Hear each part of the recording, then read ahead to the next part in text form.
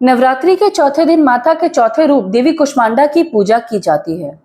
पौराणिक कथाओं के अनुसार एक बार राक्षस राज सुकेश के दोनों पुत्र माली और सुमाली ने भगवान शंकर की तपस्या शुरू कर दी ताकि वो दोनों वरदान मांग सके।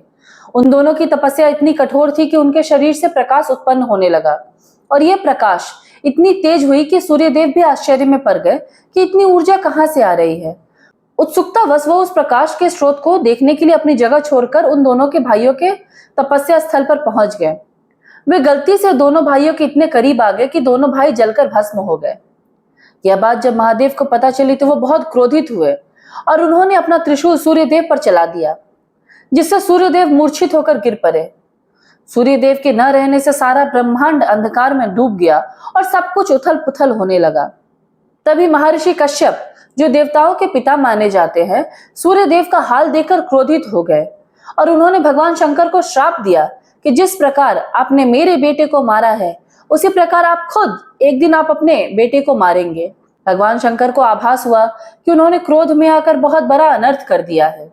तब वे माता पार्वती के पास गए और अपनी गलती को ठीक करने का आग्रह किया।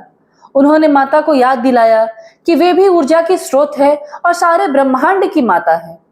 फिर देवी पार्वती ने सूर्यदेव के स्थान पर जाकर अपनी ऊर्जाओं से एक गोले का निर्माण किया जिसमें सूर्यदेव की जैसे प्रकाश और ऊष्मा थी।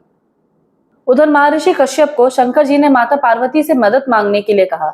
महर्षि कश्यप माता पार्वती के पास गए और सूर्यदेव को जीवित करने का आग्रह किया। तब देवी ने महर्षि कश्यप को 2 घड़ा दिया और उन्होंने कहा कि एक घड़े को वो अपने खून से भर दे। जब महर्षि कश्यप ने एक घड़े को अपने खून से भरा तब दूसरे घड़े में अपने आप अमृत प्रकट हो गया। देवी के दिए गए दोनों घड़ों से खून और अमृत सूर्यदेव को पिलाया गया, जिससे वो वापस होश में आ गए। देवी का यह स्वरूप, जिसमें सूर्य से भी ज्यादा ऊष्मा है और सृष्टि की रचना करने की शक्ति है, यह स्वरूप कुष्मांडा कहलाता है। माता के इस अवतार में उनकी 8 भुजाएं हैं, अतः ये अष्टभुजा देवी के नाम से भी विख्यात है।